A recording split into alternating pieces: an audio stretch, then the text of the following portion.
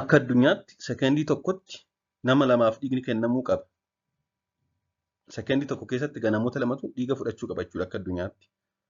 Namoota ciibsanii yaalamuuf hospitaala seenan 7 keessaa namni tokko dhiiga barbaada. Nama lama hospitaala ciisamu yookaan ciisanii yaalaman yoo jedhan isaan keessaa tokko dhiiga fudhachuu qaba jechuudha. Dhiigni nama tokkoo yookaan dhiigni namni tokko gumaachuu akkaataa gosa isaadhaan erga adda qoqqoodamee booda nama sadiif kennamuu danda'a. Nama sadii lubbuu oolchuu danda'a. Dhiigni waan biraan bakka bu'uu hin danda'u. Warshaattis hin oomishamu. Akka qoricha biraa miti dhiigni. Qoricha tokko yoo inni hin jiru ta'e gara biraadhaan bakka buufama.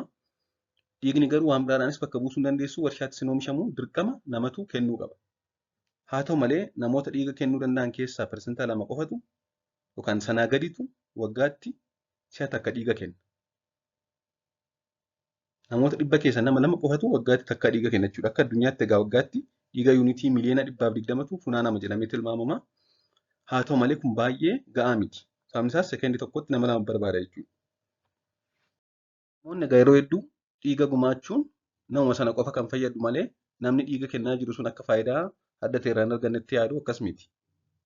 Dhiiga gumaachuun nama isa dhiiga kennu sanaafuu faayidaa hedduu qaba. Isa fudhatu qofa miti. Kanaaf dhiiga gumaachuun faayidaa qaba malee miidhaa hin qabu. Mee faayidaa dhiiga gumaachuun yookaan namni dhiiga kennu tokko namni dhiiga gumaatu tokko ofiisaaf fayyaa akkamii argata yookaan faayidaa akkamii argata kan jedhu haa ilaallu. Tokkoffaan carraa fayyaa ofii sakattaasisuudha. Carraa fayyaa ofii sakattaasisuu isiniif kenna.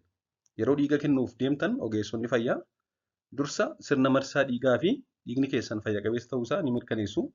Fakkeenyaaf dhiibbaa dhiigaa, bileed pireejarii, CBC fi hemoogiloobiinii fa'aa akkasumas qorannoowwan fayyaa biroo kan akka koolesteroolii fa'aa ni ilaalu. Kanaaf namni dhiiga kennu kaffaltii malee sakatta'insa fayyaa argataa jira jechuudha. Kun faayidaa tokkodha. Inni gara biroon dhibee fayyaa onnee hir'isa.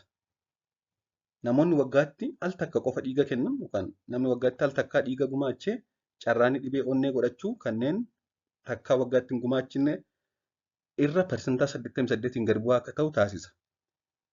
Akkasumas dhiiga tokko yeroo gumaachinu qaama keenya keessaa ayireeniin miligiraama 200 gadi 250 ta'u ni ba'a. Kun immoo dhibee onnee ni hir'isa. Sababni isaas garmalee kuufamuun ayireenii yookaan keemikaala dhiiga oomishuuf gargaaru kun faayidaa qaba jechuudha. Yeroo qaama keessaa ba'u. Ayireeniin qaama keessa yoo baay'ate hidda dhiigaa jabeessa. Ateeroskleroosisii fida. Kanaaf ayireeniin kun qaama keessaa yeroo dhabamsiifamu fayyaaf gaariidha. Ayireeniin qaama keessa baay'inaan hidda dhiigaa jabeessuun ateeroskleroosisii fiduun dhiigni qaama keessa deemuu irratti dhiibbaa akka irratti uumamu taasisa.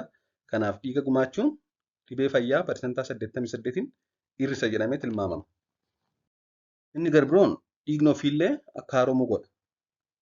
Seeliin dhiiga diimaa tokko fakkeenyaaf guyyaa 120 turadhamee yaadama. Seeliin dhiiga diimaa immoo yeroo dulloomaa deemu akka isa kaan effektiivii hin ta'u. Kanaaf dhiigni yeroo gumaachinu seelii dhiiga haaraadhaan bakka bu'aa waan ta'eef seelii dhiiga haaraa fireeshii ta'e akka qabaannu taasisa jechuudha. Kana maleellee qorannoon hedduun dhiiga gumaachuun fayyaa turuutiif illee gaarii akka ta'e himama. Akkasumas irra deddeebiin yookaan yeroo yerootti ji'a 4-5 gumaachuun carraa kaanserii dhiigaan qabamuu fi dhibee istirookii fa'aa godhachuullee akka garbuusu himama. Namoonni yeroo yerootti dhiiga gumaatan carraa isaan dhibee kaanserii dhiigaa godhachuu, dhibee istirookii fa'aa godhachuu garbuu akka ta'e himama jechuudha. Dabalataanis koolesterooliin kan qaama keenyatti miidhaa adda addaa fiduu danda'u qaama keessaa akka irratti taasisa. Akkasumas namoonni furdina yookaan ulfaatina qaamaa guddaa qaban yookaan ulfaatina garmalee guddaa ta'e qaban obees ta'an ulfaatina qaamaa hir'isuuf illee ni fayyada. Akkasumas dafanii dulloomuu ittisuuf illee ni gargaara dhiiga gumaachuun.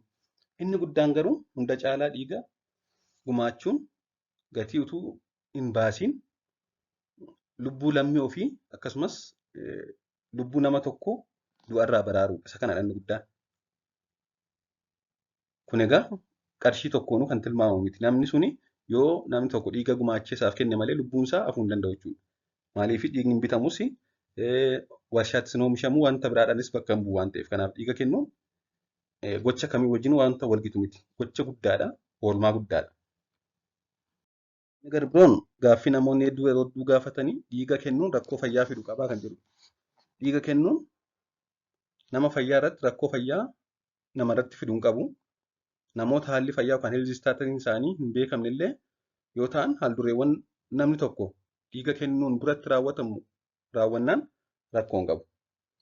Fakkeenyaaf dhiibbaan dhiigaa isaa noormaal yoo ta'e, namni dhiiga kennu tokko blood pressure isaa noormaal yoo ta'e, ulfaatinni qaama isaa 50 fi isaa ol yoo ta'e, akkasumas hammi seelii dhiiga diimaa isaa yookaan hematokriitii molekuluuriin isaa noormaal yoo ta'e, dhibee adda addaa, dhibee daddarboo adda addaa hin qabu yoo ta'e, waa tokko rakkoo hin qabu jechuudha. Inni garbiroon si'a takkaatti dhiiga hagamtu kennamaadha. Sababiin isaas namoonni tokko tokko dhiiga kennan baay'ee kennanii waanuma guddaan itti fakkaata waan ta'eef si'a tokkotti dhiiga hagamtu kennama kan jedhu yoo ilaalle immoo namni tokko yeroo tokkotti dhiiga yuunitii tokko yookaan ml 300 kennuu danda'a. Kana jechuun hamma dhiiga qaama keenya keessa jiru yookaan tilmaamaan giddu galeessa liitira 5 keessaa hanga qaruura kookaa tokko yookaan persentaa 6 kan hin caaledha kan nuti kennu jechuudha. Haaluma wal fakkaatuun namni fayyi qabeessi tokko garaagarummaa baatii 3 dhiiga yoo kenne fayyaa isaaf gaariidha malee tokko hin qabu jechuudha.